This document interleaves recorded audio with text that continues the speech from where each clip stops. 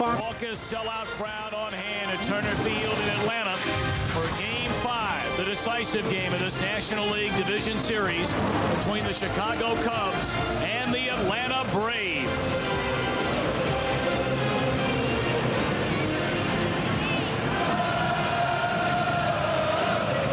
Pleasant good evening to you. Alongside Tim McCarver, I'm Thom Brennaman. Welcome as always to playoff baseball on Fox. The Cubs have not won a postseason series in 95 years, 1908 when they last won the World Series. But they certainly like their chances, Timmy, tonight with Kerry Wood on the mound. He is an overwhelming talent. He beat the Braves last Tuesday night, retiring 22 Braves in 7 1/3 innings, half a dozen strikeouts. Devastating slider, and on the other side of the ball contributed to his own cause with a double in the 6th inning. I think the one thing you may see the Braves do against Kerry Wood tonight is take early in the count, because he does have a tendency to be wild. He walked 103rd in the National League this year. Mike Hampton will get the ball on 3 days rest for the Atlanta Braves. He pitched very well in Game 2. 5 times in Hampton's career has he pitched on 3 days rest. His record, 3-0 with an ERA at 2.61. Couple of injury factors. Gary Sheffield is back in the lineup for Atlanta, and an inning-by-inning proposition for Kyle Farnsworth. Talked to Dusty Baker about Farnsworth, that they can't have Farnsworth pitch with him at some time during the game tonight. The Cubs could be in trouble in the late innings. Well, here we are, Game 5. The Chicago Cubs against the Atlanta Braves. The winner will collide with the Florida Marlins in the National League Championship Series beginning Tuesday night. The winner could be long for the loser. Series on Fox is brought to you by Kia Motors. Kia, make every mile count. By Sprint, proudly offering picture mail and PCS Vision picture phones. By Visa, it's everywhere you want to be. And by Subway, good so you don't always have to be. Subway, eat fresh.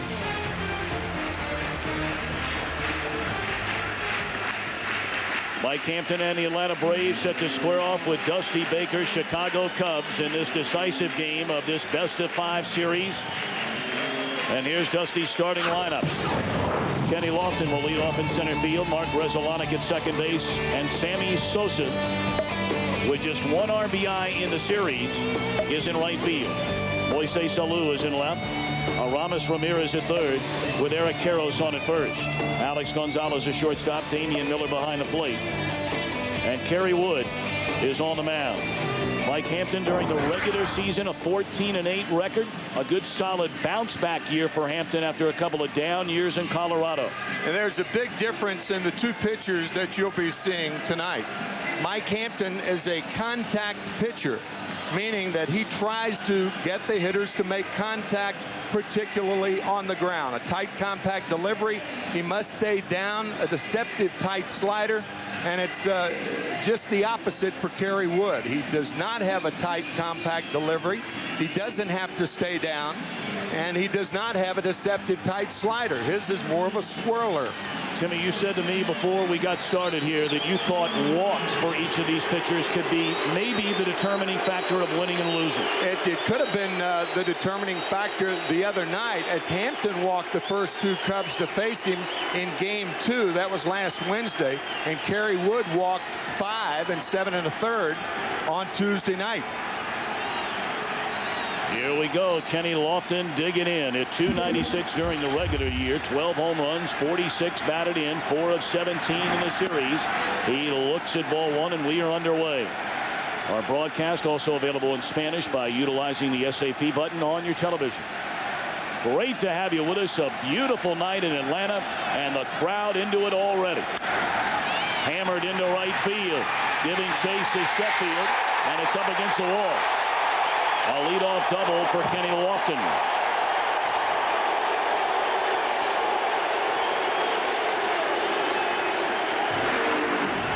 Kenny Lofton with his 3rd postseason team. So many years with Cleveland. Last year with the San Francisco Giants and Dusty Baker. And this year for the Cubs. Obtained from the Pirates right at the trade deadline. An inside fastball. Hampton tried to get in.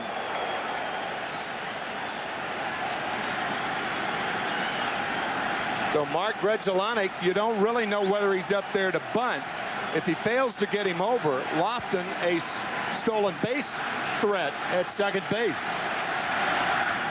And bunting on the first pitch from Hampton is Grzelcyk, who had 7 sacrifices during the regular year. He fouls it off. The Cubs with runners in scoring position so far in this series, just 9 of 43, a .209 batting average. Each team has scored 14 runs in the series.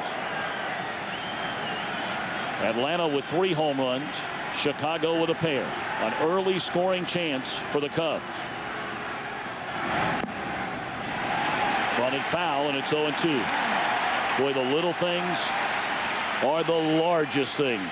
Well, sometimes the failure to get a runner over can turn into a good thing for a ball club, too. Grzelcyk, a contact hitter, a tough 2-strike hitter. And I don't think he'll be bunting with 2 strikes now, because the odds are much better for him to swing away. That 2-strike bunt, it's good for pitchers and pitchers alone. Down and into Grzelcyk. Still 0-2.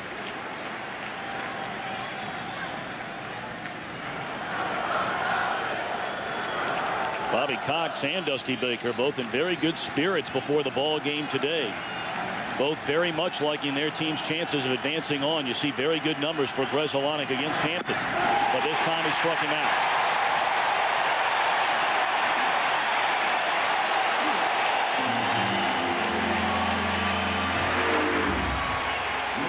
This is a disappearing fastball down and into Grzelcyk.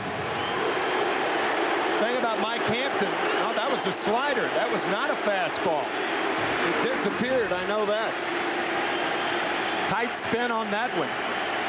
This is a tough choice right here. You're in the first inning. Do you pitch around Sosa? You can't walk him because Moises Alou, the hottest Cub hitter. Sosa 3 of 13 in the series. His lone RBI came against Hampton in the first inning of game 2. Strike 1. Sammy disagreeing with that strike called by home plate umpire Jeffrey Kellogg.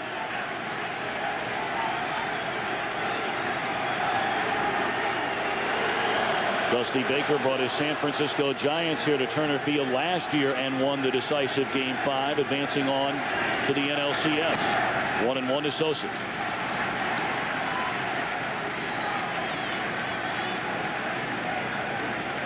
Sammy, 40 home runs during the regular season, 103 runs batted in. 10th on the all-time home run list with 539 career home runs.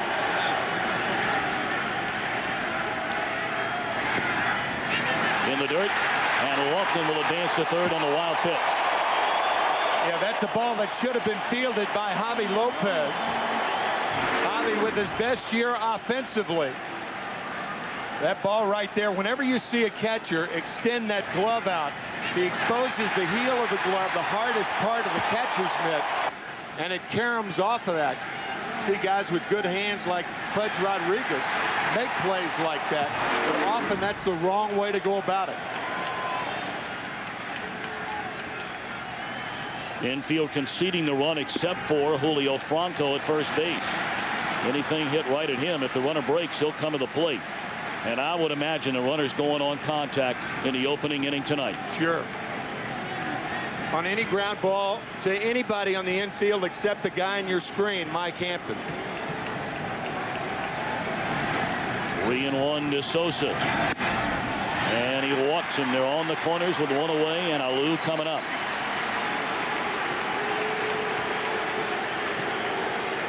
Another big difference between the two pitchers tonight. With the runner on at third base and less than 2 out, Kerry Wood can get the strikeout.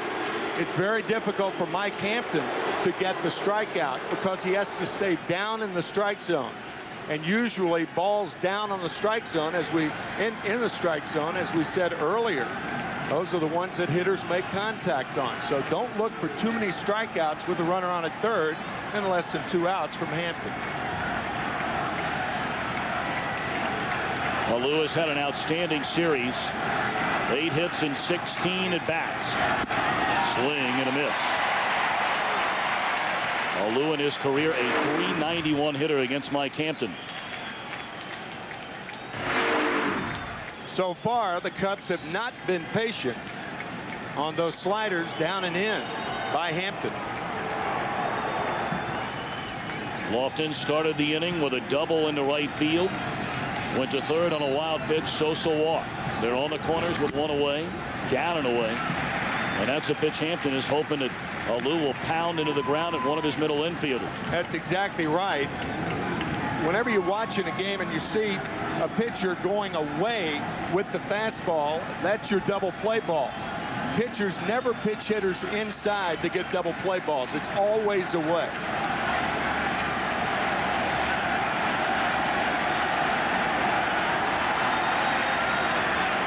A ball and a strike to Moises Alou. Wave through that pitch down and away.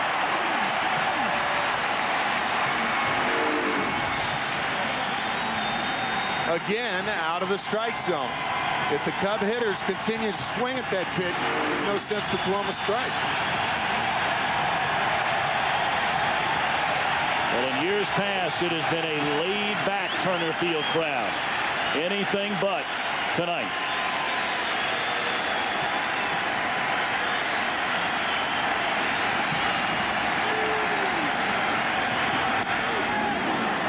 Lou did not chase it this time. 2 balls, 2 strikes. Now, Dusty Baker admitted even before the ball game that he has been far more aggressive with his base runners in this series than at any time during the regular year. You think any chance Sosa gets started? 2-2 pitch? I don't think 2-2, but 3-2, you can book it. Fouled away, and Sosa was not running.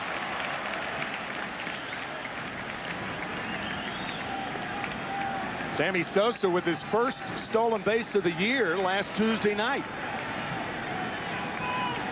After only 1 attempt all year, he was caught stealing 1 time and got his first stolen base.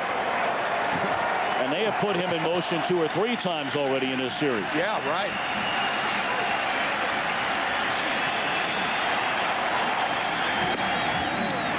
Hampton runs it up and in to Alou. 3 balls and 2 strikes.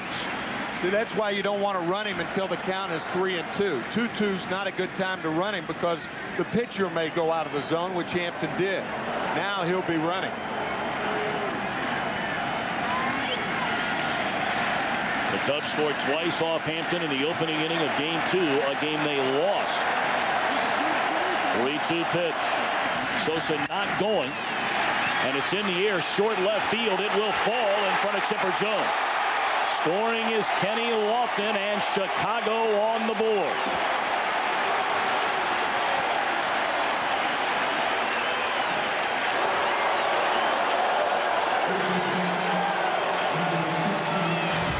The sequence to Moises Alou. Hampton never threw him a strike. 2-2.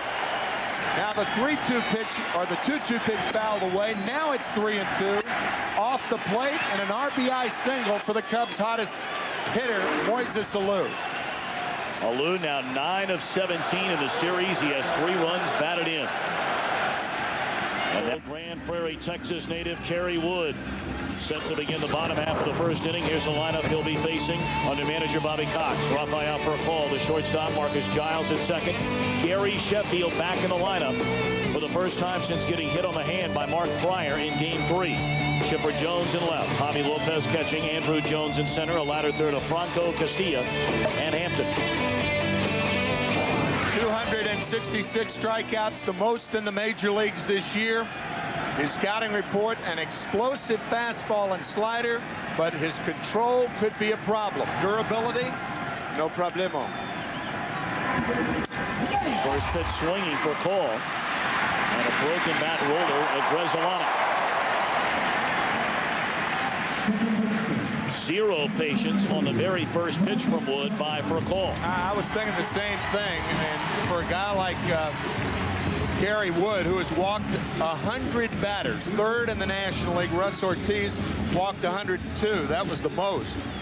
But if you're a guy like Rafael Furcal, he's got some power, but you've got to take it early in the count against Kerry Wood, first time through the lineup. Marcus Giles homered off Kerry Wood in game 1 into left field. Fastball in there at 97 miles per hour. So the big Texan bringing the heat early. Grand Prairie heat. Indeed. And there's that knee-buckling breaking ball of Kerry Wood. If he's throwing that for strikes, it could be a long night for the Atlanta Braves.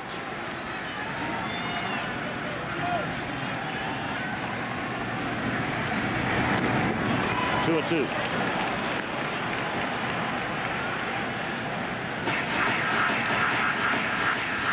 Giles, a .316 hitter during the regular season, 21 home runs, 4 of 10 so far in this series. First strikeout of the night for Kerry Wood. Overpowering fastball from Wood to get Marcus Giles. This is going to be interesting with Gary Sheffield coming up. Gary swinging. I heard you and Steve Lyons last Tuesday night talking about how Sheffield was swinging so hard he was off balance. And he can do that. What's cooking, folks? Sheffield playing for the first time since he took this pitch off the hand from Mark Pryor. They feared at first it may have been broken, but x-rays were negative. Sheffield sat out game 4, back in the lineup tonight. Fooled on that slider.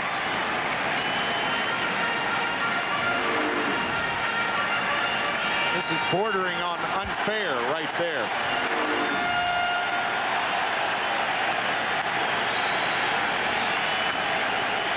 Oh-2. Threw it again. Sheffield checks his swing. They appeal, and Phil Cuzzy said he didn't go around.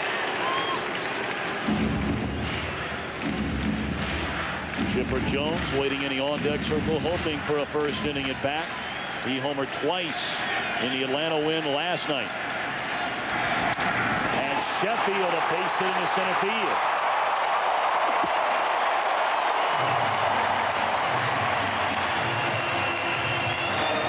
That's why that was such an interesting battle. A blistering fastball and blistering bat speed by Sheffield. Right back through the box and hit hard off Wood.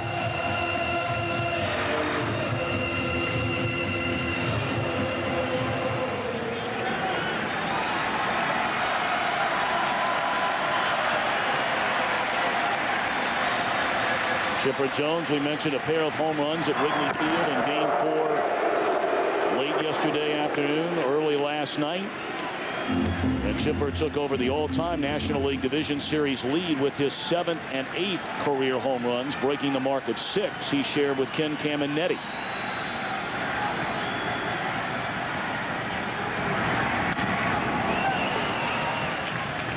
That fastball at 98 miles per hour from Kerry Wood. Saw that throw over by Wood. One of the more remarkable statistics in the big leagues this year is that even though Kerry Wood is a power pitcher, only 5 stolen bases against him in 13 tries. Very unusual. Why? Reason for that is he throws to first a lot, and the reason it's unusual is because to be a power pitcher and throw a ball 98 miles an hour, you have to have a high leg kick. Wood is so strong, his leg kick isn't as high as most power pitchers, so he gets it home quicker.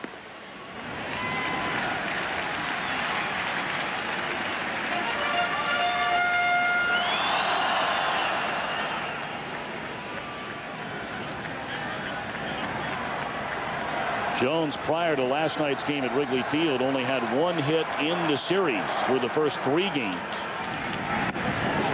Takes a breaking ball that got away from Kerry Wood high, 2 balls and a strike.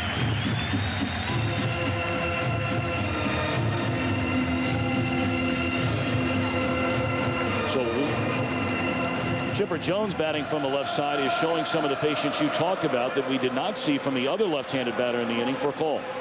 For Cole swinging at the first pitch, but Jones in a good hitting position here. Fastball to knee, strike 2. As Chipper takes one right down the pipe. Well, Wood throws enough breaking balls behind in the count that you can't always guess fastball.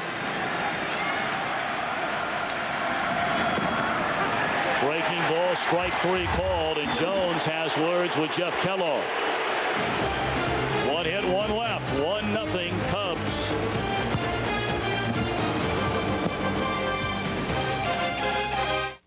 Mike Hampton allowed a run on a couple of hits in the opening inning and trails 1-0 as we open the second. Game 5 of this National League Division Series, and the winner will advance on to the National League Championship Series against the surprising Florida Marlins. Of course, anyone who saw Jack McKeon's team play over the final 4 months of the year would not be surprised. That ball hammered into deep left center field by Gonzalez. Goodbye.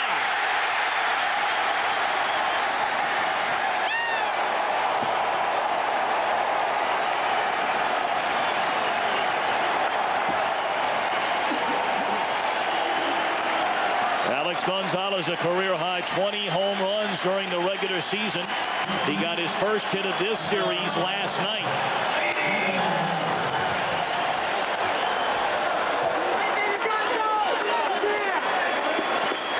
Gonzalez, a guy who loves the high fastball that looked like a high slider from Hampton. That ball was hit a ton to center field. That was Socian. Indeed it was, and this is very much a pitcher's ballpark here at Turner Field.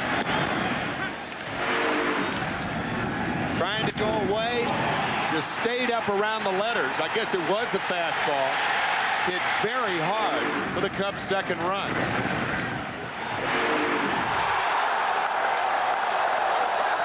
Besides Gary Matthews, a hitting coach under Dusty Baker. Of course, he was on that Chicago Cubs team the last time they had a chance to move on in the postseason. In Game 5, ground ball hit to short. Paul gobbles it up, and Damian Miller retired. That's after the Cubs in 1984, when the National League Championship Series was a best-of-5. The Cubs won the first 2 games against San Diego and then lost 3 consecutive games. Won the first 2 games at Wrigley Field, and then in Game 5, the error on Leon Durham. Ball hit by Tim Flannery. And San Diego went on to lose to the Detroit Tigers in 5 games in the World Series. Strike 1 to Kerry Wood. 10 hits and 61 at-bats during the regular season, including 2 home runs. He had a 2-run double in that 4-run 6th inning in Game 1.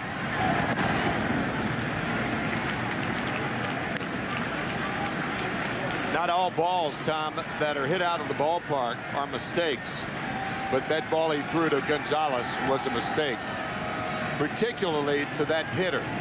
Alex Gonzalez, a real high ball hitter. Perhaps a guy who likes the high ball more than any other Cub.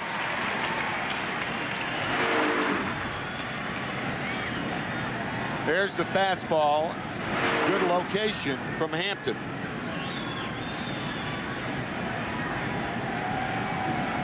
One and 2 to Kerry Wood. And he's gone on strikes. 3rd strikeout tonight for Mike Hampton. Well, here is tonight's Sprint Virtual Manager question. Which is worse?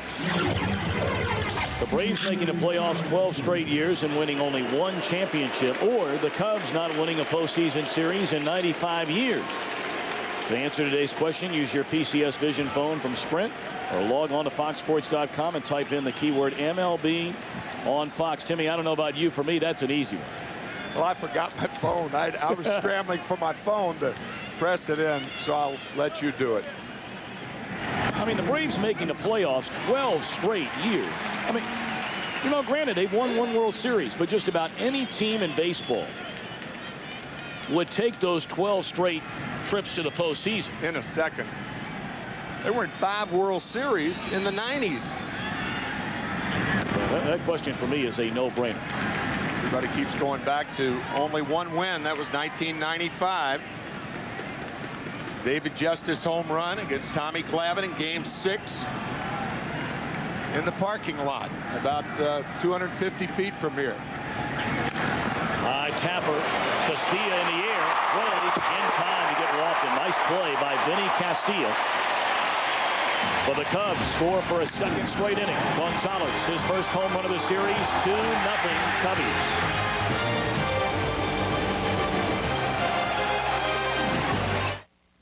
They said its off-road capabilities verged on overkill. Tow rag. They said others may be as quick, capable, and handle as sharply, but few can match it on all of the above. Tow rag.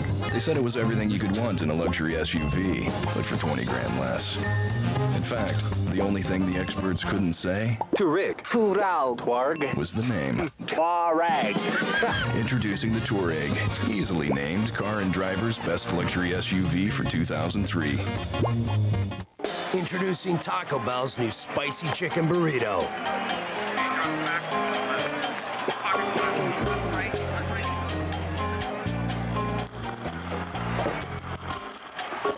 It's a little spicy. Taco Bell's new spicy chicken burrito, packed with shredded chicken, simmered in Mexican spices. It's tasty, filling, and only $1.29. To get your fill of this satisfying thrill, think outside the bun. Program in the first, $4. Summer wind. Snacks in the fourth, $25. From across the sea. A soda at the end of the seventh, $3. It lingered there. Friday night, no TV, DVDs, or video games. And walk with Priceless. There are some things money can't buy. For everything else, there's MasterCard, devoted fan of Major League Baseball.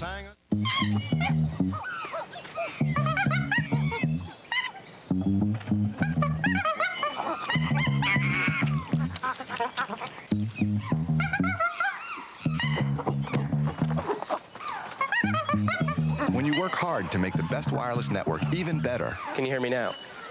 Good. Everyone starts to notice. Verizon Wireless. We never stop working for you.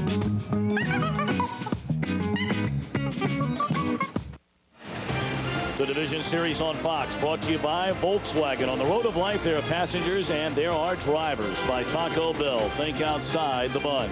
By MasterCard, there are some things money can't buy. For everything else, there's MasterCard. And by Verizon Wireless, we never stop working for you.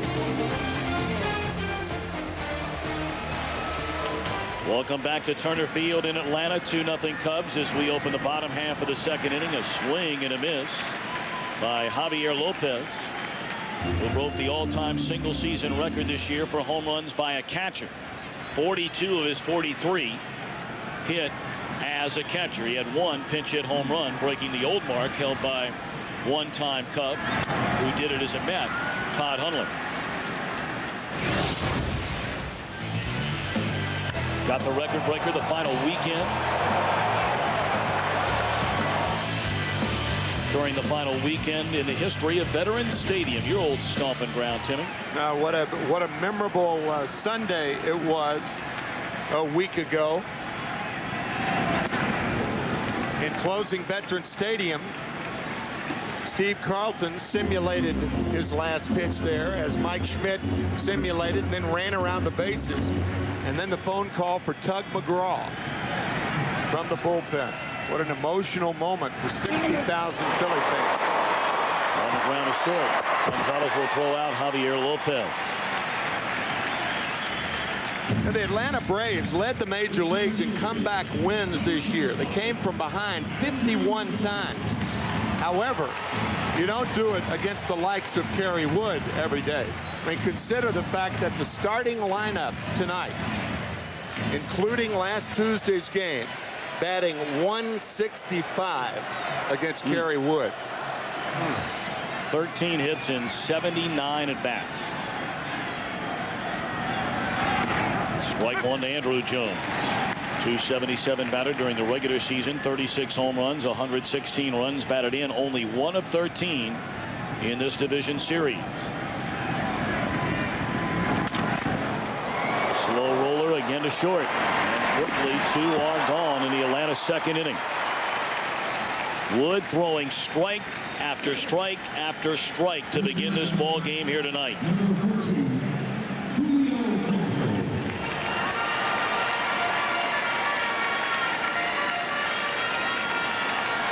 Julio Franco got his first start of this series yesterday at Wrigley Field. Was on base 4 times, 3 singles, walked, scored a run. And he is playing in place of Robert Fick, who was involved in that controversial play, reaching up, it appeared intentionally, to try and knock the ball out of the glove of first baseman Eric Karros. And Bobby Cox fined Robert Fick after the game last night for this. Fined him a rather heavy fine. Bobby Cox did not like it as much as Cub fans didn't like it. Absolutely no call for stuff like that. Taking a guy out at second base, barreling over a catcher when he's blocking home plate, all of those things are legitimate. What Robert Fick did yesterday afternoon at Wrigley Field was not legitimate. No excuses.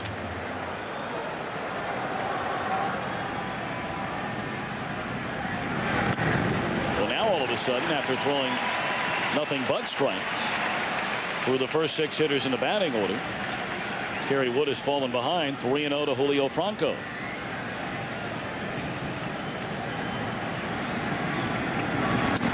And there's ball 4, the first walk tonight issued by Kerry Wood. Robert Fick, by the way, is still hitless in this series. He started the first 3 games at first base, and after his pinch hit appearance yesterday is 0 for 11.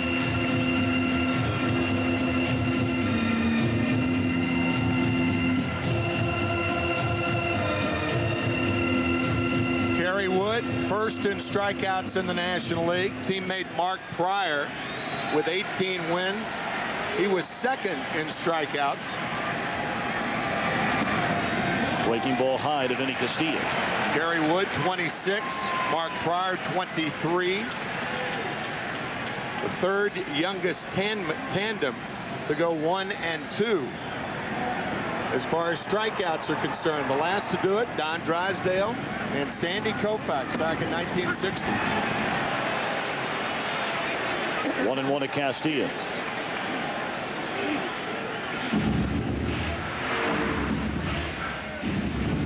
What do you do to honor your teammates? You wear his glove.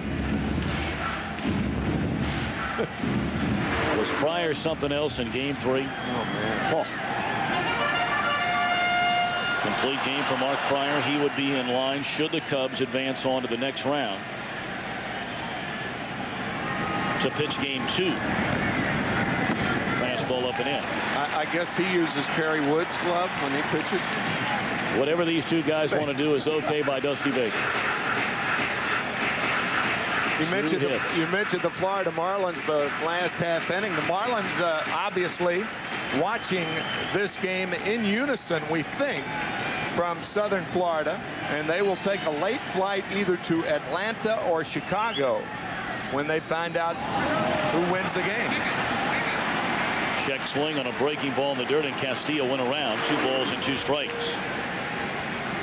A tightly wrapped breaking ball evens the count to Castillo. What a year the Florida Marlins have had.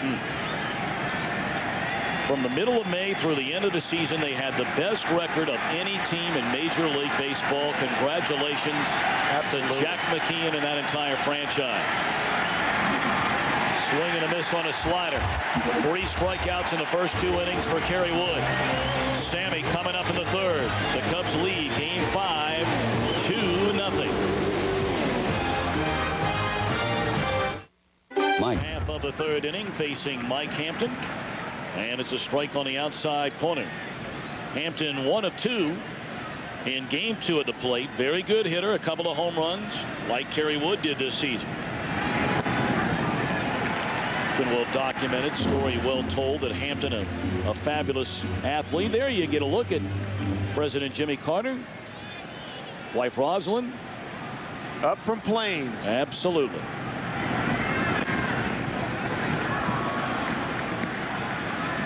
And he's no, Johnny come lately. He is a big baseball fan, big Atlanta Braves fan. Yeah.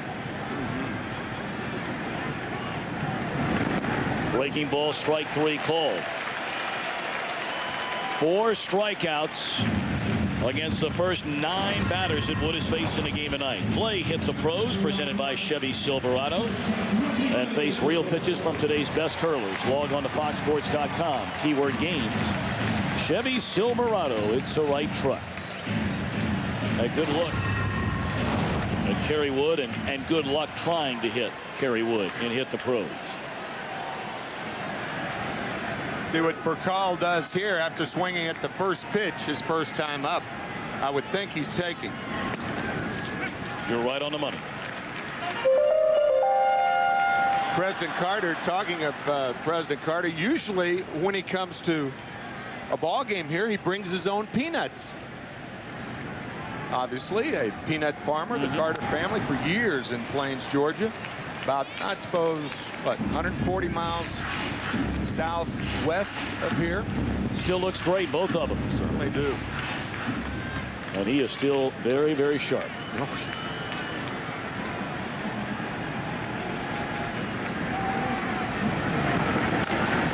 Bouncing ball to Ramirez. He cut it loose, and it's in time to get the speedy for a call. 2 up, 2 down in the Atlanta 3rd inning. Only 1 hit so far for the Braves against Kerry Wood. Ramirez realizing he has to get rid of this ball quickly. No way to get per call unless you do that. Nice play by Ramirez.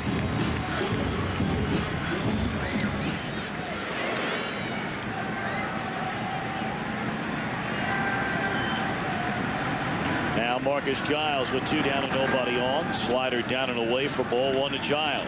In the Braves media guide, it says that Marcus Giles is 5'8". I don't think so. More like 5'6" or 7. Has a size 12 foot. That's a big foot for a small guy.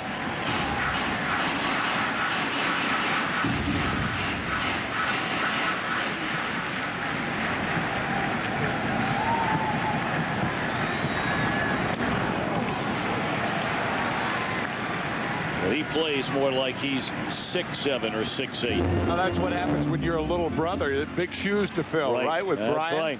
Brian now with San Diego, moved as Pittsburgh got rid of a bunch of players, along with Cincinnati this year.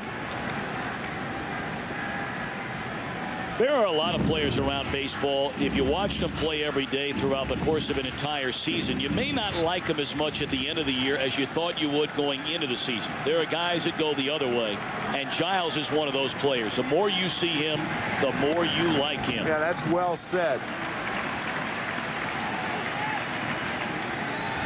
What he lacks in stature, he makes up for tenfold in courage, power. Not the fastest of runners. Learning all the time around second base. In the air, left center field. Playable for Moises Alou, and it's a 1-2-3 3rd inning for Kerry Wood. We go to the 4th in Game 5 of this division series, and the Cubs with a 2-0 lead.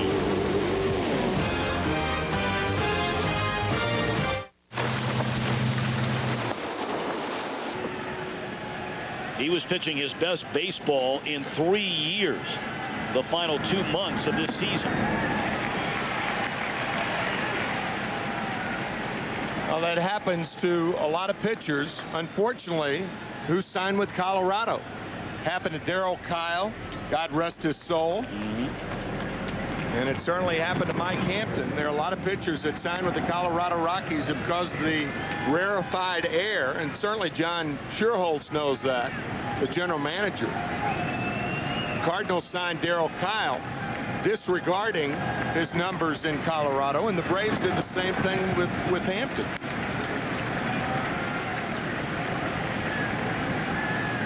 Earned run averages for pitchers in Colorado are understandably stratospheric.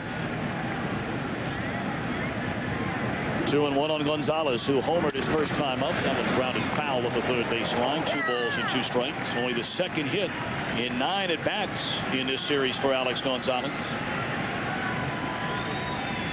But he hit that pitch a ton back in the second inning. He surely did, Tommy. I was going to say about Hampton, it's kind of nice to see him come back and reestablish himself, at least to a degree, of what he was before he went through that time in Colorado, because this is a real gutty guy. I mean, a guy you really want on your ball club. One of the best pitching coaches ever in Leo Mazzoni. Working with Mike, trying to get him to forget that experience in Colorado. Terrific feel and everything. Great fans, but tough to pitch there. Gone swinging Gonzalez. Let's send it back to Los Angeles for a game break. Here's Jeannie Zelasco. And from the hardball to the pigskin, the battle of the undefeateds in Kansas City. Chiefs and Broncos. Dante Hall stole the show and the record. Hall with an NFL record 4 consecutive games with a return in his last 10 games. He's returned 7 for touchdowns. And oh yeah, the Chiefs edge the Broncos. We return tomorrow night with Game 5 on Fox. Game 5 between Boston and Oakland. From Oakland, California, what a pitching matchup in that one tomorrow night. It'll be Pedro Martinez for Boston against Barry Zito of the Athletics. Oh, man.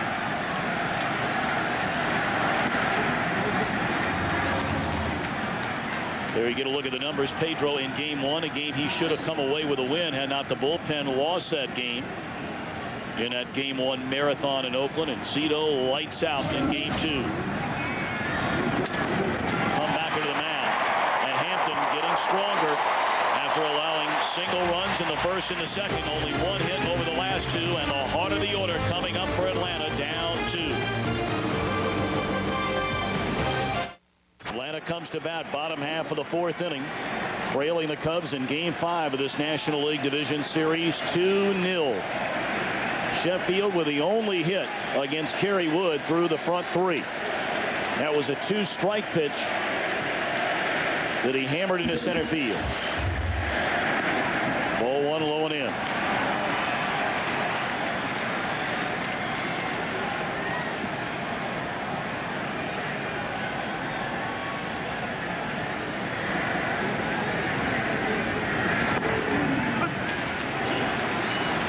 Ball 1 strike to Sheffield. Mark Grudzielanek at second base has almost shifted to the left side of second base. It's a quasi shift, but Sheffield with popped up left side. So Sheffield could shoot the ball through the other side with consistency. Time to answer our Radio Shack trivia question. Who are the only 3 players in Division Series history with 2 career multi-home run games? And we told you 2 of them took place in the game yesterday. Chipper Jones for Atlanta. Eric Karros did it for the Cubs last night with the Dodgers in '95, and Bernie Williams in '95 and '96. I thought Chipper had a wry comment in the Atlanta Constitution today. He said, I'm just Sheffield's expensive bodyguard. Right.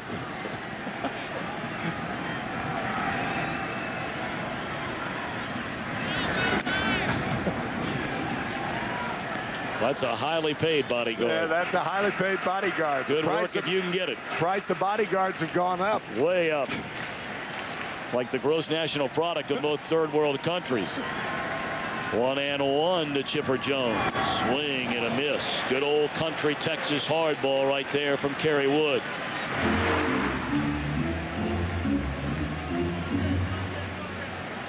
Not too many guys are going to get around on a fastball 98 miles an hour around the letters, and Jones didn't.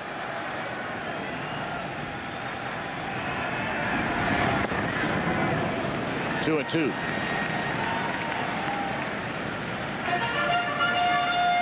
Kerry Wood really only throws 2 pitches, a fastball and a slider. But his sliders, depending on arm angle, does a lot of things. It goes down like that. It goes toward a left-handed batter, sliding in like normal sliders do. But even though he calls this a slider, this is more of a curveball. So even though it's one pitch, it serves as several. Payoff pitch to Chipper. Tardy on a fastball.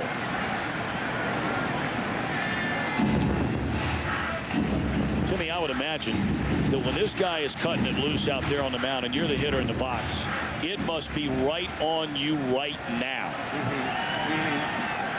It is rare you'll see Chipper Jones in a fastball count be tardy on a fastball. That's true. And there's a slider on a 3-2 pitch. And it's a 5th strikeout of the game for Kerry Wood. I'll say that last pitch is what makes Chipper Jones tardy on a fastball, because you can't look for the fastball all the time. Because even though this is a fastball situation, he gets the breaking ball, but he's on top of it a little bit more, causing that downward action.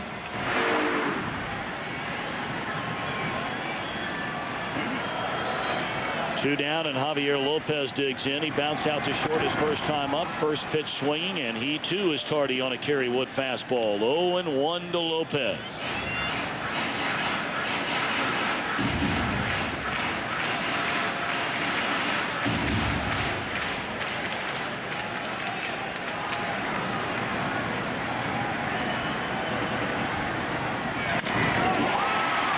Down the left field line, it'll go to the wall. Lopez making a turn, and here comes a throw to second. Not going to be in time. A 2-out double. Second hit tonight for Atlanta against Kerry Wood.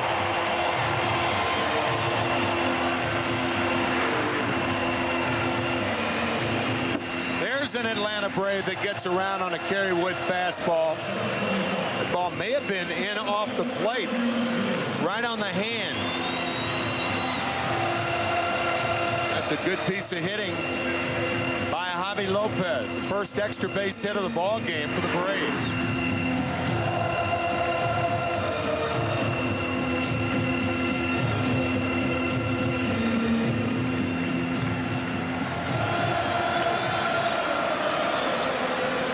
Tying run comes to the plate. Andrew Jones hit 36 home runs during the regular season, 1 of 14 in this division series. Fastball upstairs.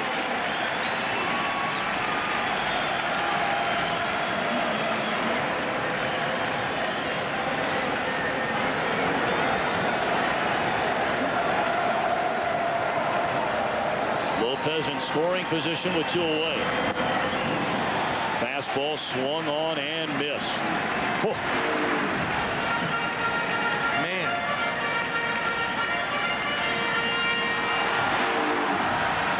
That is a big challenge to try to make Wood get the fastball down in the strike zone. You can't hit it up there. Jones waits, 1-1 on the way, and a fastball again up high, and Andrews stays away from it.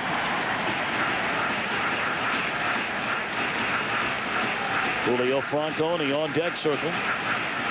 First time in a game tonight that Atlanta has put a runner in scoring position against Kerry Wood.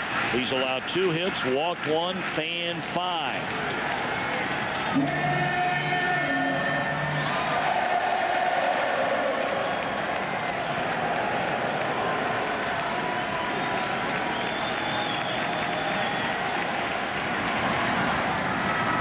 Breaking ball down and away, 3-1.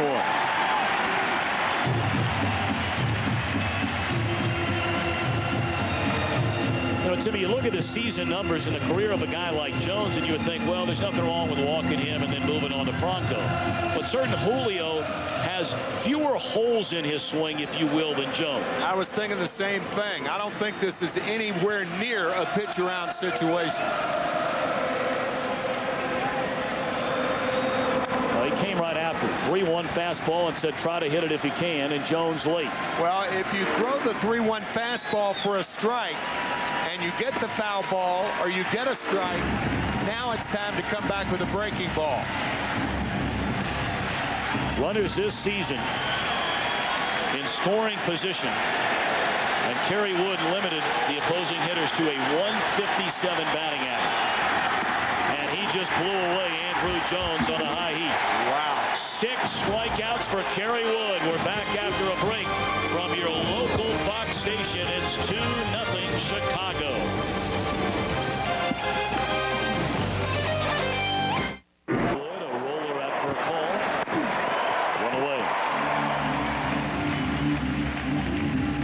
invite you to join us tomorrow as baseball's postseason continues on Fox. Another Game 5. The Oakland Athletics jumped out over Boston 2-0. The Red Sox winning a pair of games at Fenway Park. So tomorrow night we're in Oakland. Pedro Martinez and Barry Zito will lock up. The road to the World Series continues. 8 Eastern, 5 Pacific, only on Fox. I was just thinking, Tommy, that Kerry Wood was just thrown out by a guy with the second best arm on the field, Rafael Furcal. Kerry knows who's number 1 on that list.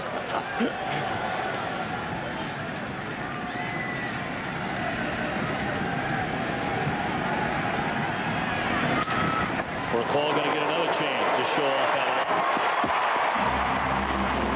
Of course, the one guy I always think of, Timmy, in more recent memory, Sean Dunston, a long-time Chicago Cubs shortstop.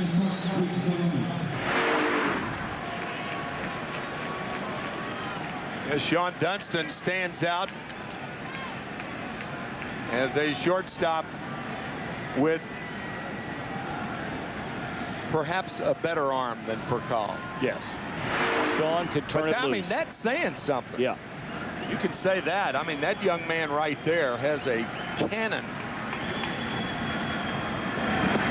A lot of times that statistic errors can be quite misleading. Furcal had over 30 during the year, but you wouldn't find a manager in all of baseball that wouldn't take him right now. And I mean take him for his glove, not only his bat. And his legs. Pretty good package right there.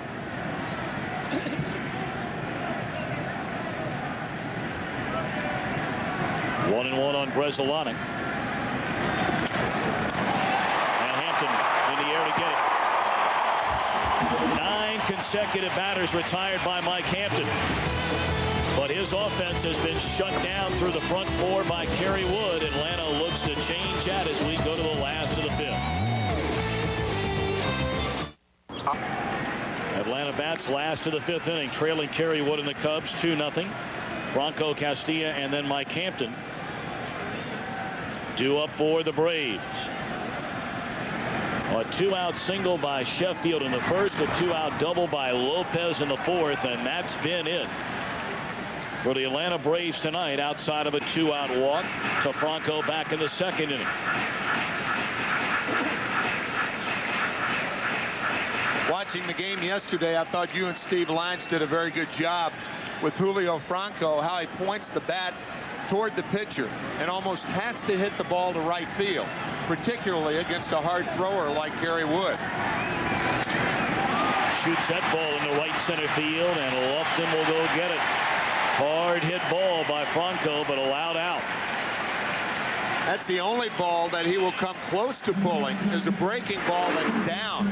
But you can see how far he has to go with that bat. And when he makes contact, it's not out in front. It rarely is. It's over the plate and not out in front of the plate. Yesterday he had 3 hits, 2 to right field. The only one he hit down the left field line was on a ball down and in, an off-speed pitch. The speed of the pitch often will allow the bat head to come through the strike zone. Up and in, ball 1 to Vinny Castillo, struck out swinging, ending the 2nd inning. Kerry Wood's wife, Sarah.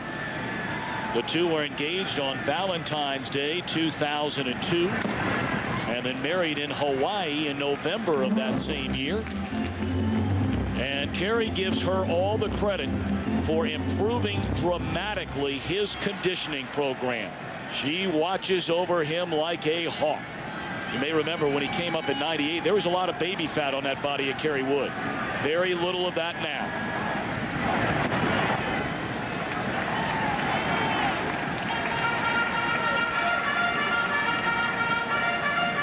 Those pictures of her during game 1. Unbridled joy. Classic. She was like a little girl that night as Kerry Wood was pitching so well, and then when he had that 2-run double, it really was nice. She looks a little more calm, although now beginning to gnaw on those nails a bit. 2-2 on Vinny Castilla. Well, in only his 5th major league start, Kerry Wood and that baby fat struck out 20 Houston Astros. Only the 2nd guy in major league history to strike out that many in one game. Roger Clemens has done it twice. Kerry Woods once. Wood. Lined into left field and caught. So a couple of hard hit balls in this inning by Franco and Castilla. So for the first time, really back-to-back hitters have squared up on a Kerry Wood pitch. I would like to correct myself. Randy Johnson also struck out 20 in a game. Well, there was, of course, debate about that because that did not end the game in 9 innings. That game went on to be played in extra innings, and the powers that be of Major League Baseball had to decide whether or not that would fit into the same category of Wood and Clemens. That was that 2001 season when Randy Johnson struck out 20 Cincinnati Reds. When you think about it, it shouldn't go against the pitcher because he has struck out 20 through his 9 innings. It has nothing to do with what the offense has done. 0-2 to Hampton, who struck out in the 3rd inning. Wood trying to set down the side in order for the 2nd time tonight, and does. 5 innings of 2-hit shutout baseball for Kerry Wood. His wife stands and applauds. 2-0 Chicago. Life Series on Fox is brought to you by UPS. What can Brown do for you?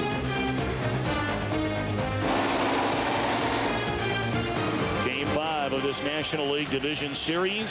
The winner will advance on to the National League Championship Series, which will begin on Tuesday night, either here at Turner Field in Atlanta or at Wrigley Field in Chicago. And the Florida Marlins will provide the opposition.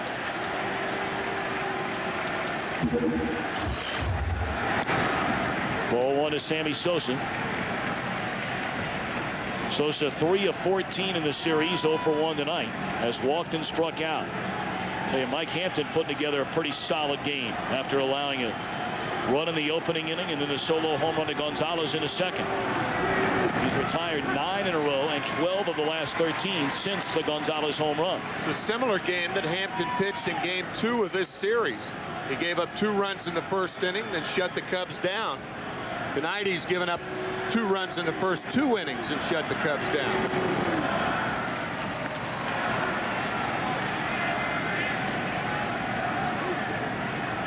Lou to follow, and then Aramis Ramirez.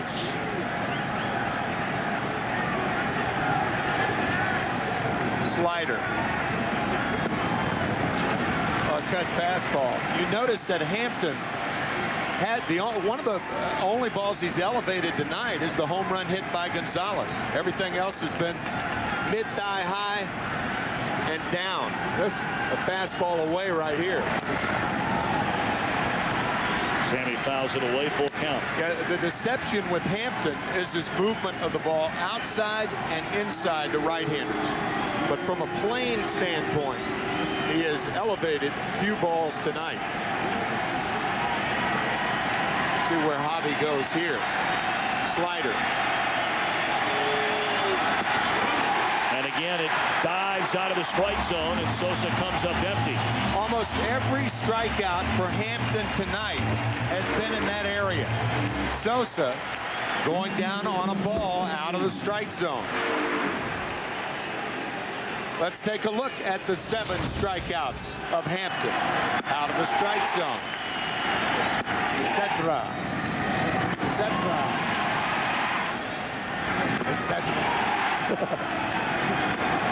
See? Out of the strike. Etc. I'm running out of etc. You're not lying. Last one, Sammy Sosa. Your Brenner would be proud. Indeed.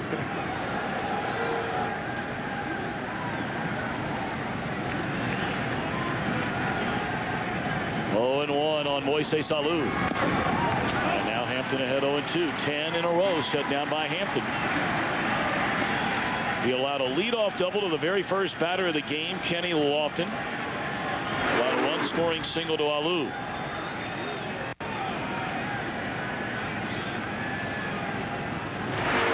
came up and hit Moises on the right forearm, perhaps, or the right wrist.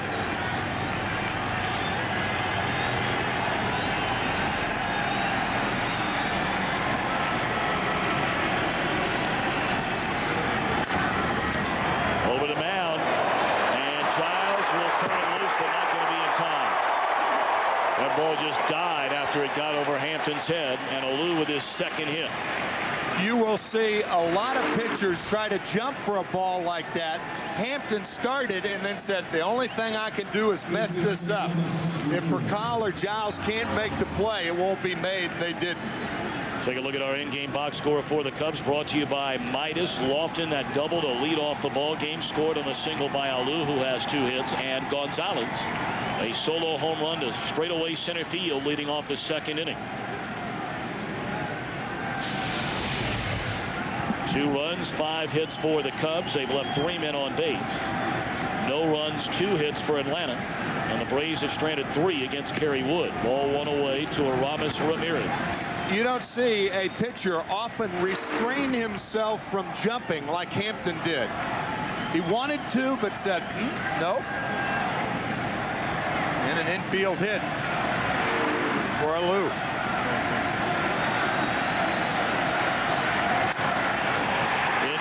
Deep left center field. Jones will watch it go. 4-0 Chicago.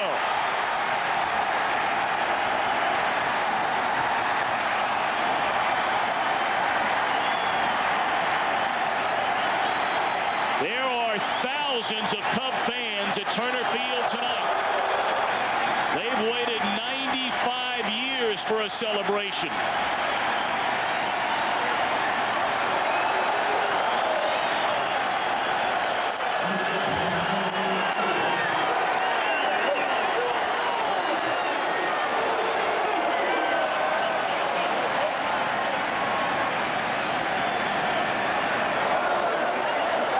Hampton only allowed 14 home runs in 190 innings during the regular season.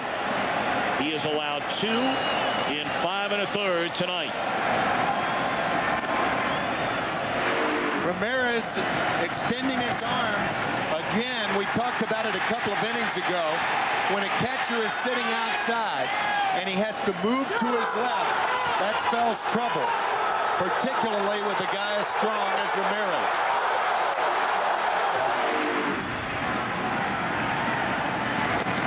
Through the years, we've talked a great deal about John Sherholtz, the general manager, and the job he's done here in Atlanta. Jim Hendry cannot be overlooked, what he has done in Chicago.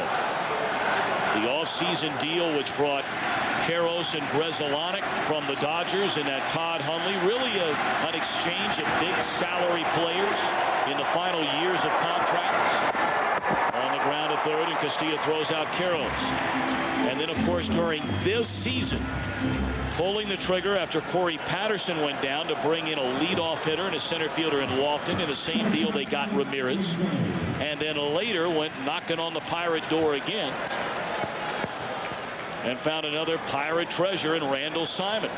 And also overseeing the development, too, of young pitchers like Pryor and Wood and Zambrano. And you mentioned Corey Patterson. What a player he's going to be. Out for half the season with a meniscus injury. That's as you said, the reason they had to go out and get Kenny Lofton. Roboski, the right-hander, Ray King, the southpaw, getting loose in the Atlanta bullpen. 4-0 Braves here in the 6th inning. And the Cub fans that are here tonight starting to smell it. There's a long way to go. But as we mentioned, they've waited a long time.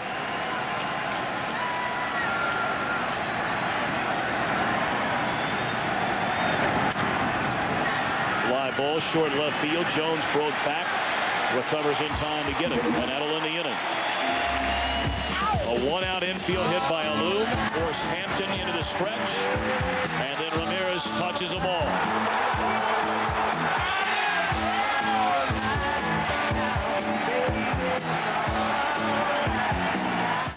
For Atlanta, trailing 4-0, top of the order against Kerry Wood. And for a call, takes low and away. Ball 1, 0 for 2 as Rafi's grounded to second, bounced to third. Got to wonder if the night is over for Mike Hampton. Activity continues in the Atlanta bullpen.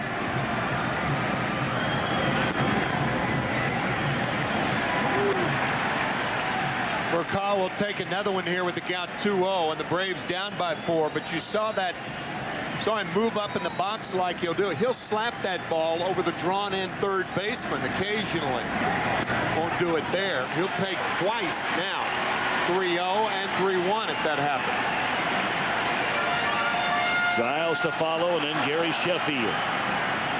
Bobby Cox's Braves down 4-0 to Dusty Baker and the Giants. And there is a borderline strike. Maybe a little up in the zone, but 3-1 on Furcal. By taking 3-1 right now, the Braves need base runners, but you make Kerry Wood throw 2 strikes. Which he does not do.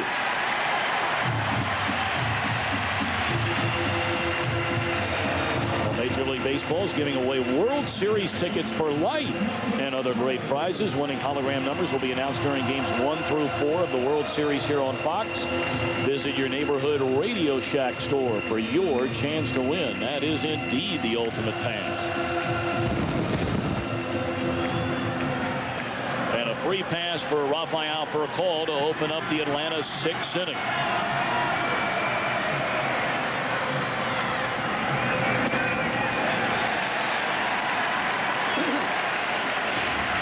Furcal taking the approach that last at bat that we suggested Furcal take earlier in the ball game. This is what happens to Kerry Wood. You have to make him throw a lot of pitches. He has had 13 games this year in which he has thrown over 120 pitches. 13.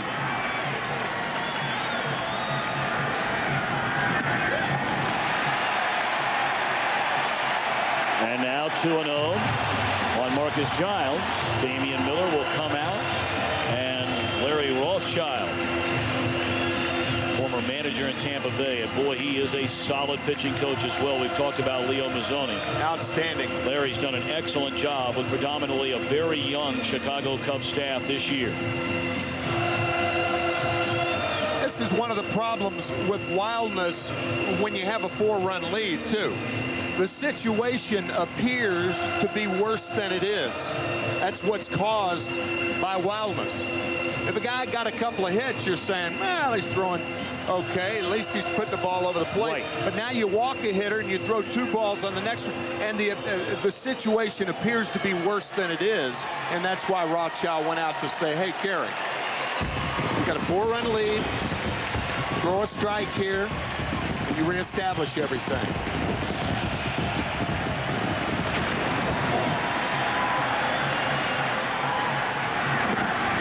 Throws a strike on the outside corner, knee high, 2-1 to Marcus Giles.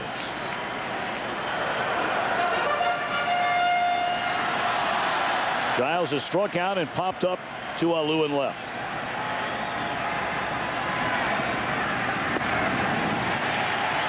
Fastball at 95, swung on and missed. 95 right on the outside corner. That's a tough combo right there.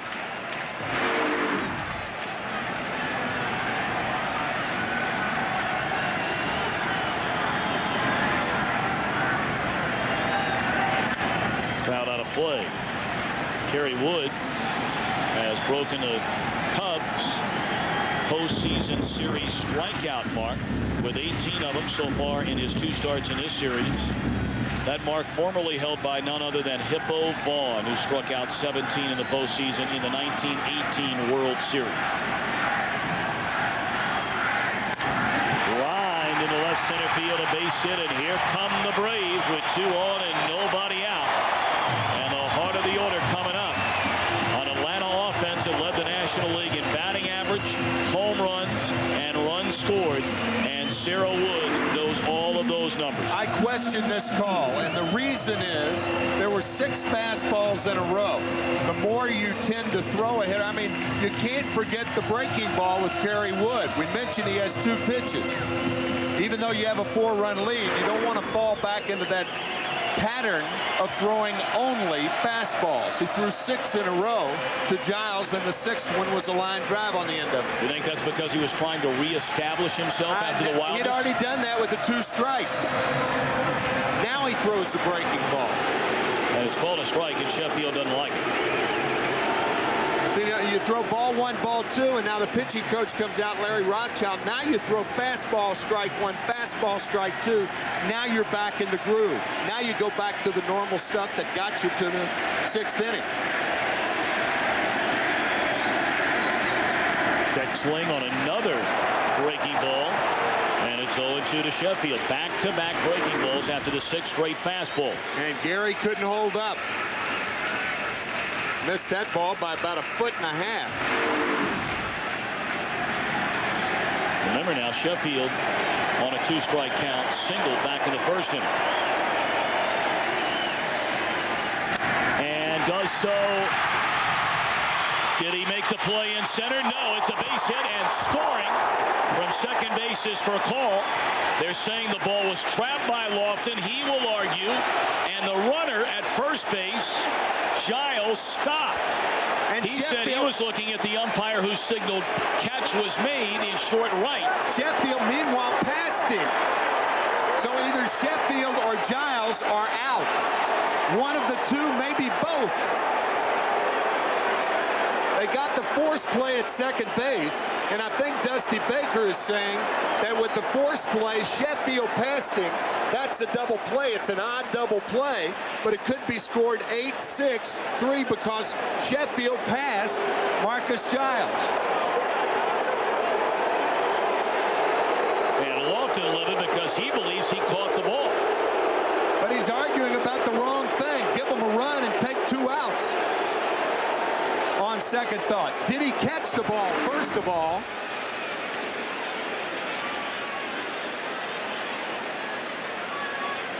Yes. That call made by left field umpire Dale Scott. That could have been a triple play easily. That's a catch. There was leather between the ball and the ground. Furcal scores because the left field umpire said he didn't catch the ball. Giles, meanwhile, is looking at the right field umpire, but you can see right there, Sheffield is past him. To me, that's a double play. And Sheffield's already passed him. So Giles is out on the force play. Sheffield is out for passing the runner. That's what I would argue if I were Dusty Baker. There's no way Sheffield can be on first base. I mean, so this thing has been fouled up 2 different ways. I think so. I mean, it could be a triple play. Lofton, number 1, catches the ball. And then if he throws to second to get Furcal, and Giles, the reason he was loitering around first base was the throw behind him. Otherwise, it is a triple play. But how can they allow Sheffield to have passed the runner? Because when you pass a runner, you're automatically out. And he certainly passed Giles. Unless the force play was made before he passed him. I guess that's what the umpires are saying. But Giles retreating, Sheffield going past him. Right there, he's by him when the ball was caught at the second base bag for the force out. So I think he was by him. I think he was by him enough to say that's a double play. It seems as though, now here's Sheffield right here, passing Giles. Sheffield is automatically out.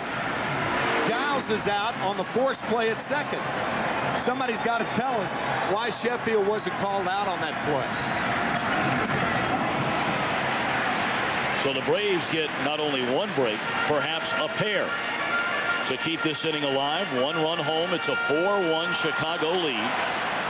Sheffield, the runner at first, and Chipper Jones, a batter who struck out looking and swinging.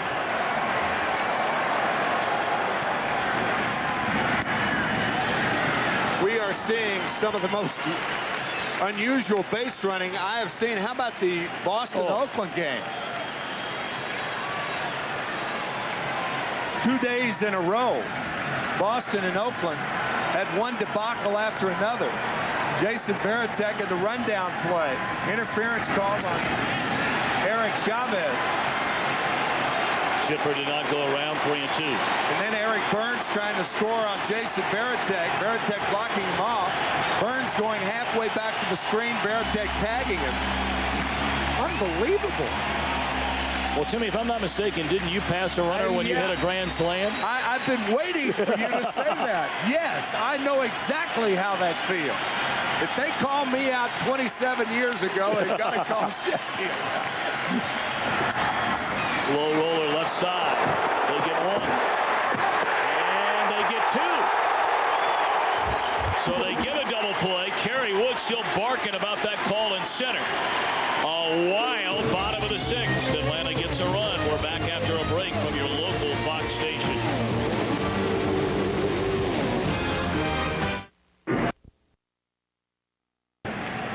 Hopefully he'll be able to stop up to the booth, Timmy, and tell us a little bit about that zany play in the bottom half of the sixth inning. You know, the more we think about it, Tom, we were talking about it between innings, perhaps in the judgment of the umpires, the forced play at second base was called before Gary Sheffield passed Marcus Giles. I guess that's the reason they allowed Sheffield to stay at first base. Which would be the right call. Yeah, absolutely.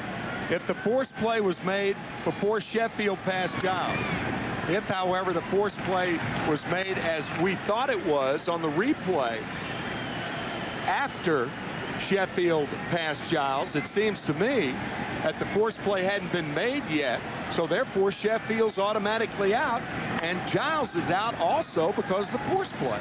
And then, of course, Chipper Jones promptly bounced into a double play to win the inning. Right. So it makes the point moot. But still, I'm interested in Jim McKeon clearing it up for us. 1-2 to Kerry Wood. Down and in, 2 balls and 2 strikes. Top of the 7th inning in this National League Division Series Game 5. The winner will roll on to the National League Championship Series, which will begin either here in Atlanta or in Chicago on Tuesday night. We'll have it for you right here on Fox. Castilla throws out Kerry Wood, 2 away. Let's check in with Jeannie Zelasco at our Fox Television Center. Well, as we speak, the A's and the Red Sox are flying the friendly skies because of this. David Ortiz broke out of an 0-for-16 slump with a 2-run double and 2 outs in the 8th to give the Red Sox the win and send them to a Game 5 tomorrow night on Fox. Yes, baseball's postseason continues on Fox with a decisive Game 5 between the Red Sox and the A's as the scene shifts back to the Bay Area. 8 Eastern, 5 Pacific, only on Fox. And it should be noted that Brady Little gave the ball to Scott Williamson, the former Cincinnati Red National League Rookie of the Year, and he had a very impressive 9th inning. After a struggle during the regular season establishing himself in Boston, and here's Kenny Lofton, who was the most right on that play. I mean, he was right because he did make the catch.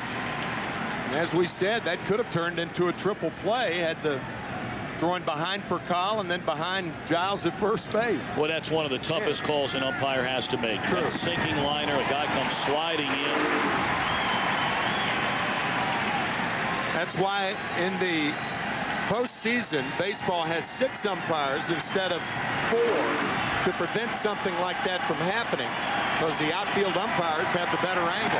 But on that one, they didn't get it right. Bruce Fleming, the closest to the play, the crew chief, tonight's second base umpire. Closest to the play, but his angle wasn't as good as the left and right field umpires. 2-2 to Lofton. Left field umpire Dale Scott. Gary Cederstrom, the right field umpire.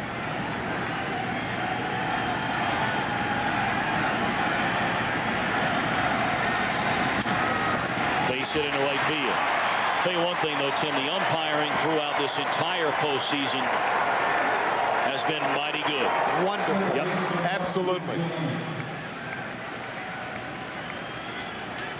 Kenny Lofton, a 2-out single. We're in the top half of the 7th inning, Game 5, National League Division Series. The Chicago Cubs trying to win their first postseason series since they won their last World Series in 1908. Bobby Cox going to come get Mike Hampton. A good effort tonight by Hampton, but Kerry Wood has been sensational.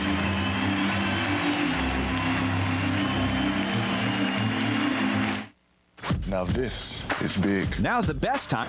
Mike Hampton coming back on 3 days rest after pitching so well in Game 2 of this series. Allows 7 hits so far, 4 runs. Lofton his responsibility at first. And now taking over on the mound, has pitched in every game now of this National League Division Series, Kevin Grabowski. Numbers on Grabowski, and once Bobby Cox removes the left-hander and brings the right-hander in, it's going to be easier for Lofton to run on the right-handed Grabowski.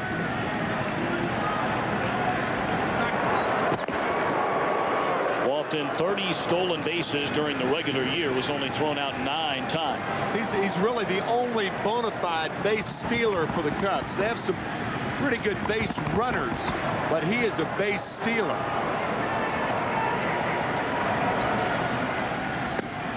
Lofton 539 career stolen bases.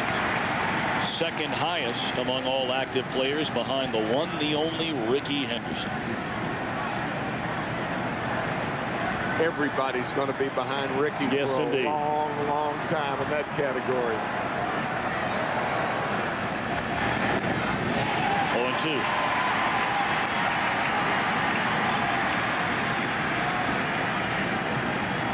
It's really been hit or miss with this entire Atlanta Braves bullpen this season, after having the best bullpen in all of baseball last year. But it's been completely overhauled this year. Smolt's about the only sure thing down there. They pitch out. Runner goes. Throw to second. In time to cut down Lofton, and Bobby Cox guesses right. They stand and stretch in Atlanta. Andrew Jones and company coming up, down 3. Bud Light, for the great taste that won't fill you up and never let you down. Make it a Bud Light.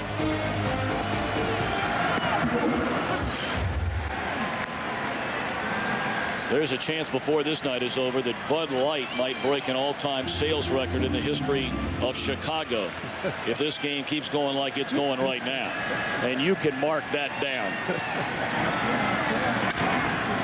On the ground, down to third. And Lopez thrown out by Ramirez. The umpires between innings, that's Dale Scott, third base umpire Hunter Wintelstedt, and Bruce Fremming. And that was Bruce in the foreground there, making that call after the left field umpire, at least that's the one I saw, Percal scores on the play because the ball was deemed a short hop, that it hit the ground before Lofton caught it. Well, you're right, though, Timmy. That had triple play written all over. Yeah. If the catch is made, the throw to second is an easy double play, and it's just a matter of throwing behind Giles at first, and that's what Giles was arguing about. Broken back, grounder to Gonzalez, who bobbles and throws, and Carroll's kept the toe on the bag.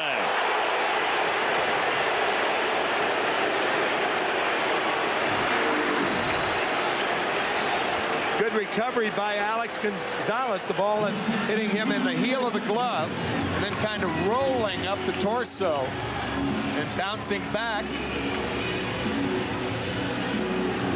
to Gonzalez. Lady Luck. Lady Luck is right.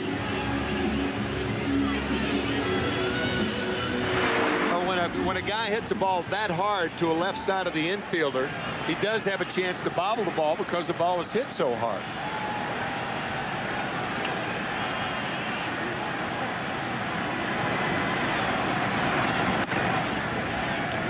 Franco arguably has had the best at-bats of the game tonight against Kerry Wood. He doesn't have a hit to show for it, but he drew a walk back in the second inning and lined out hard to Lofton in center field in the 5th. Franco's had the best at-bats of any Brave, the last 2 games. I know Chipper hit 2 home runs in the ball game yesterday. But Franco yesterday had 3 hits and a walk.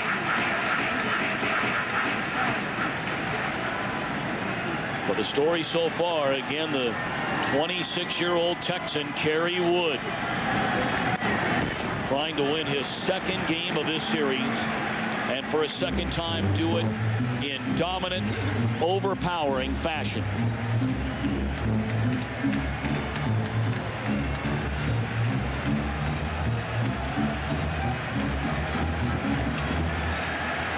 Wood has thrown 100 pitches in the game. And here comes 101.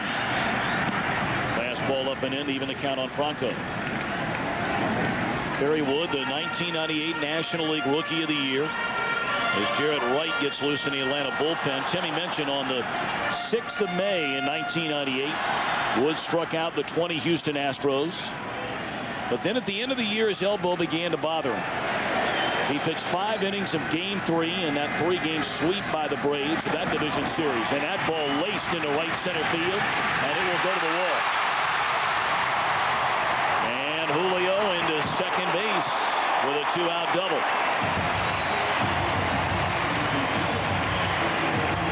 The last time up, he hit it to center field, but it wasn't hit as hard as this one. This ball down and over the middle of the plate, rocketed to right center field.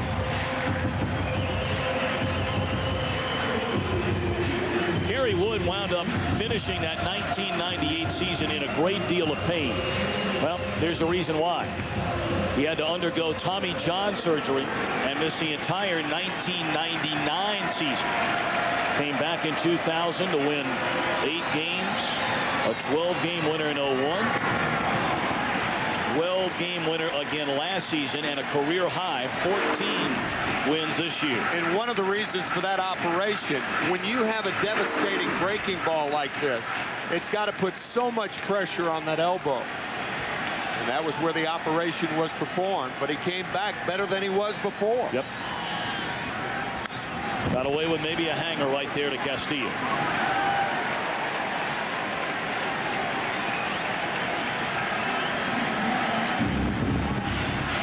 I can't remember him hanging another breaking ball in this entire game. His hangers are thrown so hard. That's a big difference. There are hangers, and then there are hangers. His hangers are not like most hangers.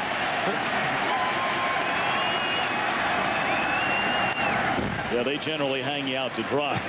0-2 on Castillo. Remlinger, the left-hander. And look here, Tim. Kyle Farnsworth throwing in the Cub bullpen. Dusty Baker wasn't sure whether Farnsworth would be able to go after injuring his knee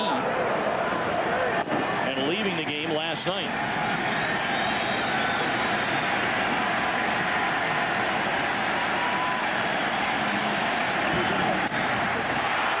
Off the glove of Gonzalez, rolls right at Gonzalez. We talked about Lady Luck.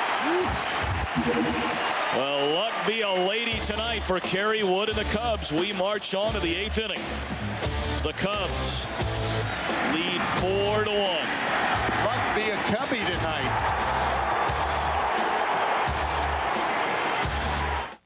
Introduce Spice against Kerry Wood, trailing 4-1, bottom of the 8th inning. And Mark DeRosa will bat for Jarrett Wright. DeRosa, when he's had a chance to play, has had a solid series. 3 of 6, a couple of doubles, a couple of runs batted in. He had that 8th inning 2-out 2-run double in game 2 that proved to be the game-winning hit. Kyle Farnsworth ready in the Chicago bullpen. That's nice to see that he's all right. It was such an odd play he had to make on the bunt by Robert Fick yesterday. Fly ball short right field. Late break by Sosa, but Gonzalez out to get it. Here's a play we were talking about from last night. Robert Fick pinch hitting in the 8th inning. The first batter that Kyle Farnsworth faced slipped, threw from his knees, and then jammed his right knee in the ground when he fell to the ground and actually lost feeling in that knee. From his knee to his ankle, Dusty Baker said he had no feeling last night. That feeling has returned. Kerry Wood hopeful that he doesn't have that feeling of being removed from the game tonight.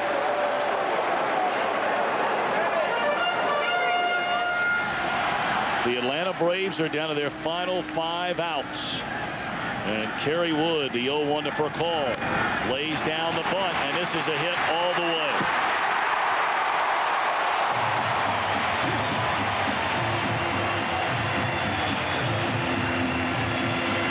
Damian Miller appeared to be taken back by that bunt.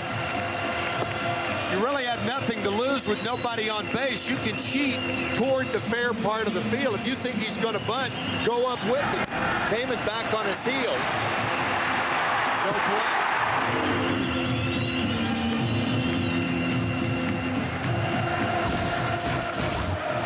Take a look at our Nissan game summary. Again, the story has been Kerry Wood. Hampton with a solid outing. But Gonzalez and Ramirez touched him up for home runs. The big one, that Ramirez 2-run home run in the 6th. It was a 2-0 game at the time. But the Atlanta Braves, we told you, they led the major leagues in come from behind wins. Marcus Giles, the batter. Fouled out of play, and Kerry Wood ahead 0-2. After 6 straight fastballs, the 6th one on which Giles got a hit his last at bat. 2 breaking balls from Kerry Wood this at bat. Wood struck out 7 batters in the first 5 innings. He has not struck out a batter since.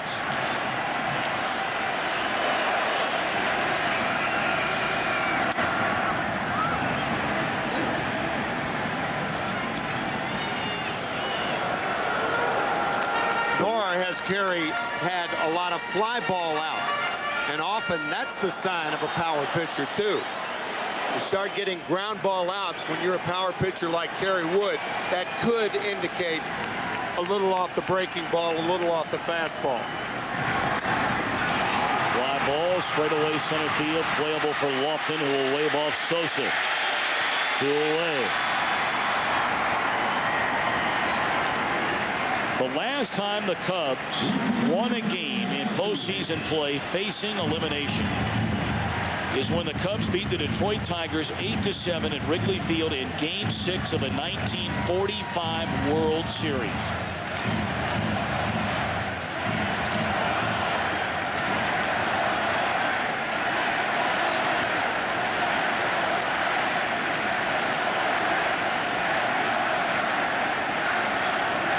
Now Sheffield, 1 of 3.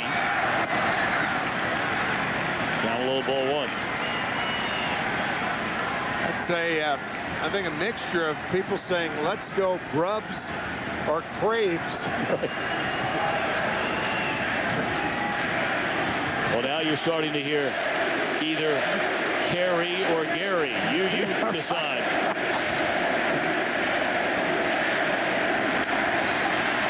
Sharply grounded at Gonzalez.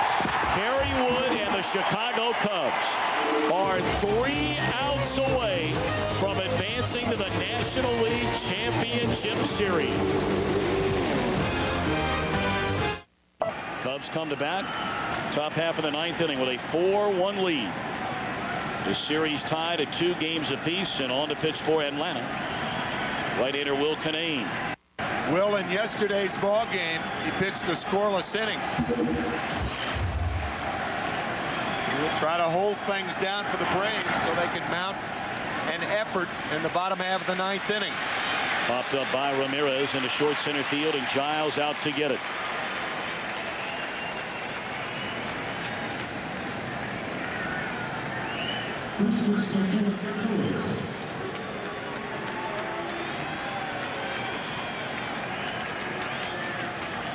Kerry Wood grew up in Irving, Texas, with his father Gary, his mother Terry, his brother Donnie, big Texas Rangers fans. His father was his son's Little League baseball coach and said that Kerry was usually the smallest kid on the team. He was never the best pitcher on the team. Kerry recalled later that he was the little shortstop who slapped at the ball and tried to beat it out. He could run, he said, back in those days. But you could always see the exceptional athletic ability of Kerry Wood. In fact, a week after his dad showed him how Nolan Ryan gripped a curveball, Kerry started throwing it in high school, and well, you know the rest of the story.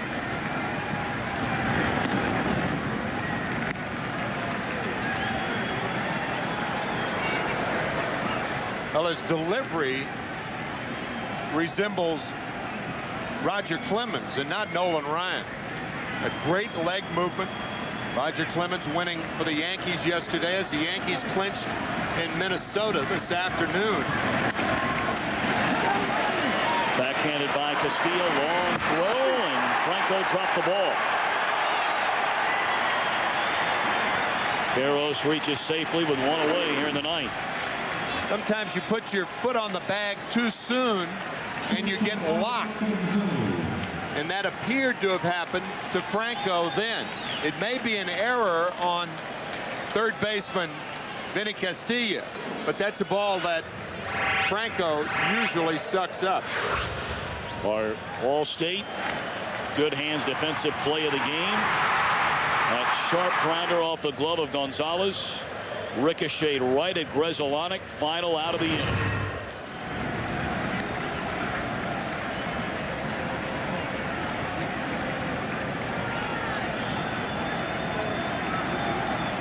Still waiting on a scoring decision on that play a moment ago. Kerry Wood not much worried about that. He has his eye on the bottom half of the ninth inning, and it is a throwing error on Vinny Castilla.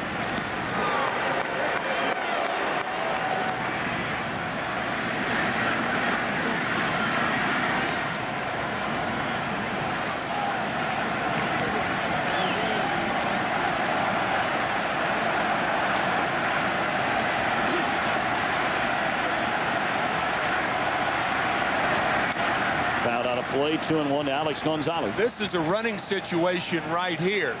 You have the combination of Gonzalez, a contact hitter. You don't have speed on at first base, but that's not a consideration.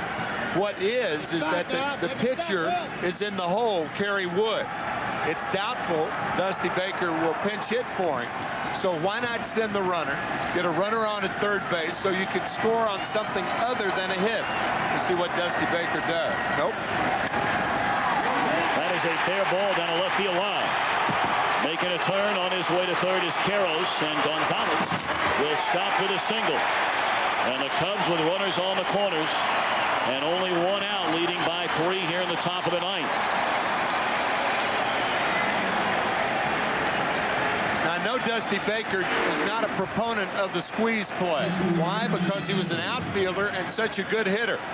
A lot of times good hitting outfielders don't like to squeeze in one run. But this is an ideal situation. You have a double play man at the plate. And again, Kerry Wood is on deck, or should be on deck. Oh, he'll be on deck. I mean, he's not out there. I know what you mean. I know what you mean. But Damian Miller's a good bunter. So we'll see what Dusty Baker tries to do right here. 3 ground outs. He's a double play candidate.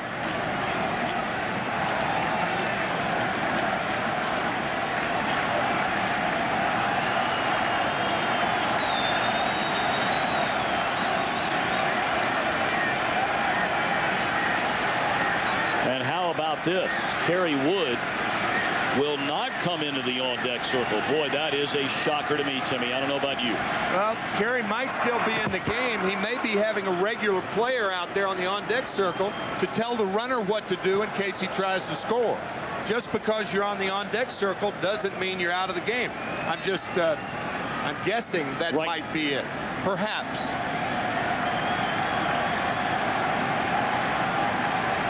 Damian Miller waits. He looks at strike one on the outside corner. I would be very surprised if Wood comes out of the game. But most pitchers don't know base running situations. So you want a base runner, and Tom Goodwin's one of the best out there to tell the runner what to do in case he tries to score.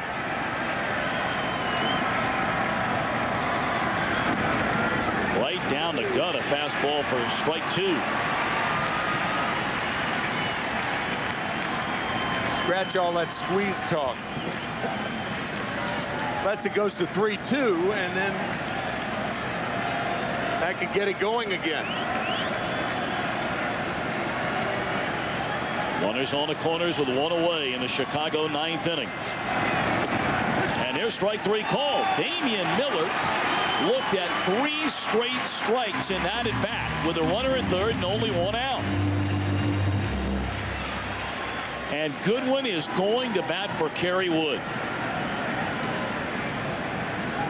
I guess Kyle Farnsworth is all right to close this game, or Joe Borowski. Again, Kerry Wood had 13 120-plus pitch games this year, and one last Tuesday. But Tom Goodwin, who could be dangerous because of his speed, with 2 out. What an effort tonight by Kerry Wood. Again, second time in this series. In game 1, 7 1/3 innings, allowed 2 hits, struck out 11, gave up 2 runs. You see 117 pitches tonight. 5 hits, 1 run, 7 strikeouts. The 7 strikeouts came in the first 5 innings. 1-1 on Goodwin. And I can promise you so many of those die-hard Cub fans sitting and watching at home right now saying, why is Kerry Wood out of this game? But those are the reasons why they brought Dusty Baker here from San Francisco to get this team into the postseason. And once they got to the postseason, try to win in the postseason. I tell you, it's not clear cut. Not the way Wood has been throwing.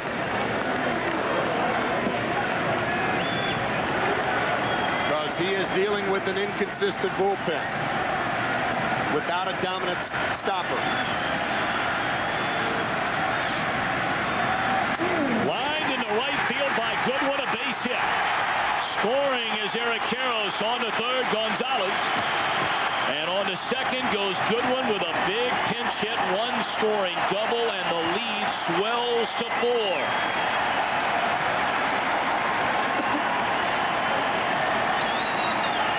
Dusty knew what he was doing all along. Absolutely.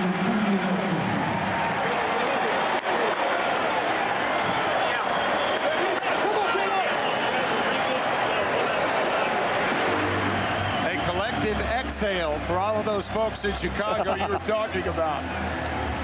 Terrific hitting by Goodwin down the right field line.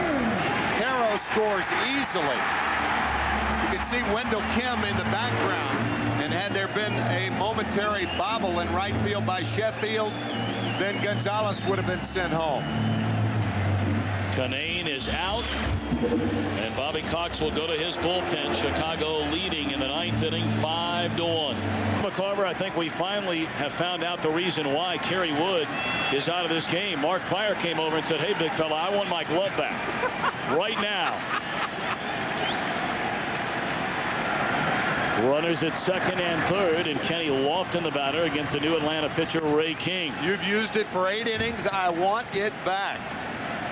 Ray King with a tendency to get wild, and this by no means wrapping up things for the Cubs, because they still have the bottom of the 9th, and King will try to restore order here for 1 out. Throw to the backstop. Here comes a runner. Throw to the plate. King the tag, and out at the plate. Short amount of distance between the plate and the backstop, much like old Fulton County Stadium. A ricochet to Lopez. King got to the plate, tagged him out. Some way to restore order. And the Cubs 79-2, leading at the end of 8.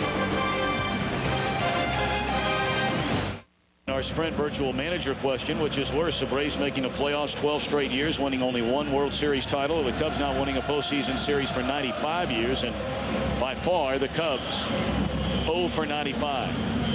The last time the Chicago Cubs won a postseason series was 1908, and now they'll hand the ball to Joe Borowski in a non-save situation.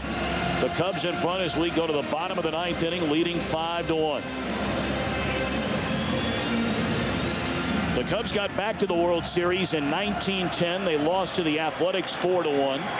In 1918, the Red Sox beat the Cubs 4-2. The Red Sox were led by a pitcher named Babe Ruth. 1929, the A's again got the Cubs 4-1 in that 29 World Series. That ball hammered into right center field by Chipper Jones. Sammy at the wall, got it.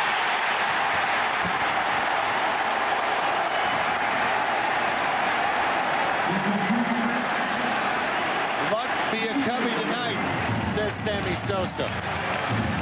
A ball that on most days is gone, stays in the ballpark, and caught by Sosa. In 1932, the Cubs lost to the Yankees 4-0 in the World Series. Game 3 played at Wrigley Field and featured Babe Ruth's supposed called shot in the 5th inning of that game. In 35, they lost the World Series to the Tigers. In 38, to the Yankees. In 45, they lost in 7 games to the Tigers. In 84, they made their postseason appearance for the first time since 1945. Got up 2-0 to San Diego in the LCS in the best-of-5. And then lost 3 in a row in San Diego. In 89, it was Will Clark and the Giants out-slugging Mark Grace and the Cubs 5-1. And then in 98, they got to the postseason. And unlike this year's team, when they made it 98, you never felt they had a legitimate chance to beat Atlanta that year. No.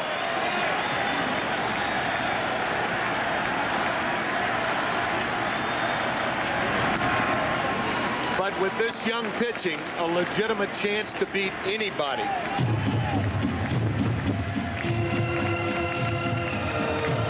We talked about it in Game 1.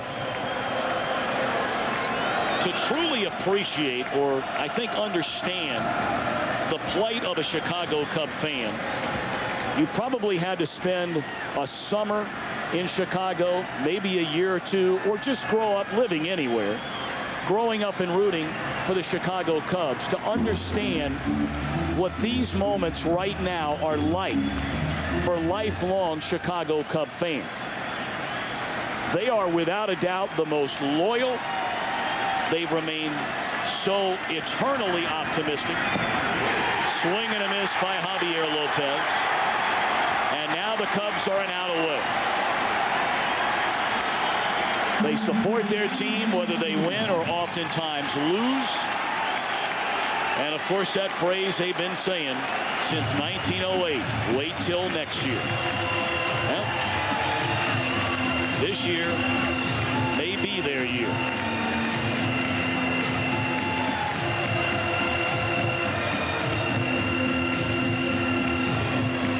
You know, Timmy, the one guy that I think of first and foremost who's not here tonight is Ron Santo. Of course, one of the all-time greats at third base who's sitting back in his Chicago home watching the game tonight. He's had both legs amputated due to his bout with diabetes the last couple of years. 0-2 to Jones.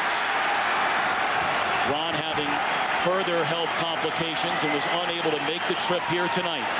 And I can promise you there is no man who is happier at this moment in time than Ron Santo.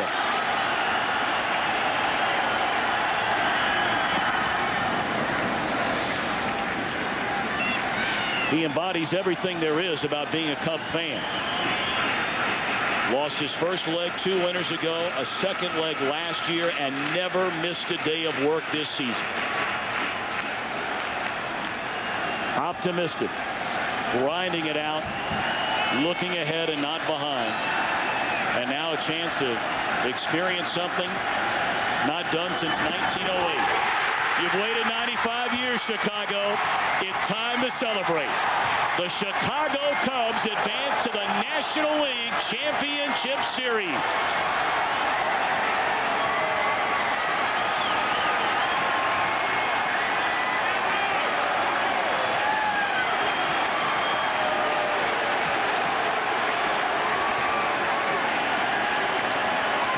Sarah Wood undoubtedly will celebrate with her husband, who more than likely has to be the MVP of this series, going 2-0.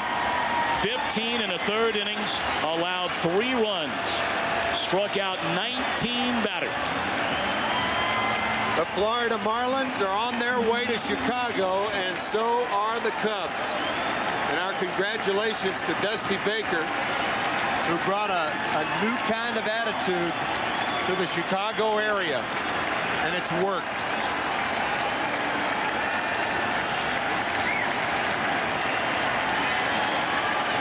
Kerry Wood, the Cubs' #1 pick back in June of 1995 out of Grand Prairie, Texas High School. The National League's Rookie of the Year, missed a season with Tommy John elbow surgery. They brought Dusty Baker to get rid of that lovable loser's tag.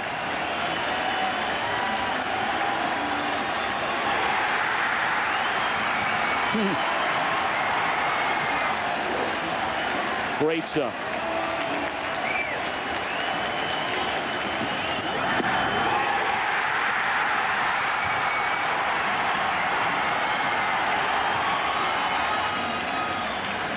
Celebration is on in the Cubs dugout here at Turner Field, and it is big league on in Chicago. So the Cubs will have home field advantage in that National League Championship Series against the Florida Marlins.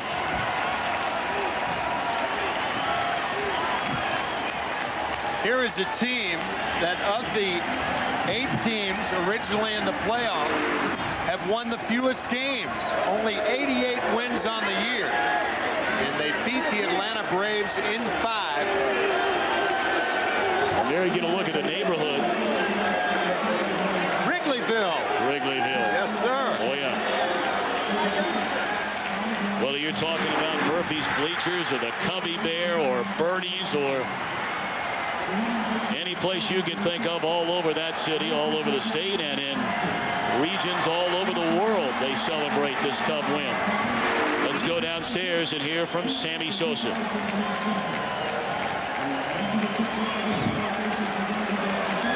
Sammy, thanks so much for joining us. Any way to put into words your feelings right now as your team wins this postseason series? It's unbelievable. I remember '98 that, the Atlanta have a chance to sweep off over there, but now, it's our chances. That was a good battle, but we never give up. Kerry Wood was tremendous today. The whole team is absolutely, very happy, and we got to move to the next step. Sammy, I know you are happy you're playing behind these young pitchers instead of trying to face them, right? No question about it. I mean, it's when you got a pitcher like that, like Kerry Wood in the mound, and Mark Pryor and Zambrano, you don't need to score 20 runs. I think they've been doing the job, and especially myself, I'm playing with my heart for those players, so I want to be there every moment. Sammy, we asked you the other day about a season for you that certainly had its, proverbial trials and tribulations. You talked about it openly and honestly, and you said, you know what? We still came out on top. You came out on top. Has this season been, at the same time, a difficult season and the best season at the same time, all in one year? For me, everything that I've been through is one of the great seasons that I've ever had in my career, because all the things that happened to me is that my teammates, the team, supported me 100%. Now, we're coming all the way. It's awesome. And we're not going to stop here. I know that, we got some few more steps to go. But right now, I attribute everything to Dusty Baker and the whole team. We've been great. And, we know what we got, and we never panic. Well, Sammy, we thank you so much for taking the time to join us. Congratulations, and we'll see you on Tuesday night. Thank you. Take care. Sammy Sosa and the rest of the Cub Nation celebrating this first postseason series win since 1908. Talking about a team that lost 95 games a season ago. One of only 3 teams since 1900 to lose more than 90 games, come back, and win a division title the following year. And Dusty Baker with a chance, a long way to go, but a chance to go to the World Series for the 2nd consecutive year with 2 different teams. Dusty, that's remarkable. Well, it is remarkable, and these guys are remarkable. They played their butts off you know, they believed in the coaches, they believed in themselves, and the organization believed in us. And I tell you, boys, this is unbelievable. Yeah, it is remarkable. And you know, when the year started, we just said, hey, man, no matter what happened in the past, we got to leave it in the past. And it's a new year. You know, people talked about 69, 84, and 89, but we didn't care anything about that. This is 2003, and I just gotta commend these guys and thank God for everything that's happened so far. Dusty, you generally will not take the credit when certainly credit is deserved, but was it tougher than maybe you even imagined to try to get people to believe that the Chicago Cubs actually could get it turned around and win? Well, it was tough in the beginning, you know, because you hear a lot of negatives, and the people had reason to be negative. It's been a long time they've had something to be positive about, and you know, I don't know. I just you know, prayed a lot and just asked the Lord to change the mindset of people, and you know, just change the mindset of the organization and the team. And quite frankly, we didn't think we were going to get it done quite this quickly. And you know, I'm just thankful that we did. And now we got 2 more steps to go in a 4-step process. And we know those tough Marlins are waiting in front of us. But boy, to come down here and beat these Braves in Atlanta, well, that's a wonderful feat. Well, Dusty, you and your players have certainly changed that mindset. Yeah, well, you know, we tried to. I mean, you can tell how many fans are out here. And you know, I mean, the Cubs are here, and I'm just hoping that we start this run, the same run that the Braves have for the last 12 years, and start the pitching, and our pitching was outstanding in this series. Dusty, thank you for your time. Congratulations. Okay. Enjoy the night. All right, thank you. The Cubs march on where they'll face the Florida Marlins. They beat the Marlins 4 of the 6 games they played this season. And all the meetings came after Jack McKeon took over. Well, the party is on in Chicago. The coordinating producer of Major League Baseball on Fox is Michael Weissman. The producer of tonight's game, Carol Langley. Our director, Bill Well. The associate director, Aaron Stoikoff. Our broadcast associate, Eric Billickmeyer. Our technical producer, David Hill. The studio show produced by Gary Lang, directed by Bob Levy. The coordinating producer of the studio show, Scott Ackerson. And the studio technical supervisor is Jack Simmons. The senior producer of Fox Sports is Bill Brown. And the executive producers are David Hill and Ed Gore. For Tim McCarver and our entire crew, Timmy, I enjoyed it, my friend. Me too, Tom. Good luck the next round of the World Series. Thank you, sir. Jeannie Zelasco, Kevin Kennedy will be along in the Fox Television Center with some final thoughts. Coming up after these messages, congratulations to the Chicago Cubs. We'll have them in the Florida Marlins Game 1 of the National League Championship Series on Tuesday.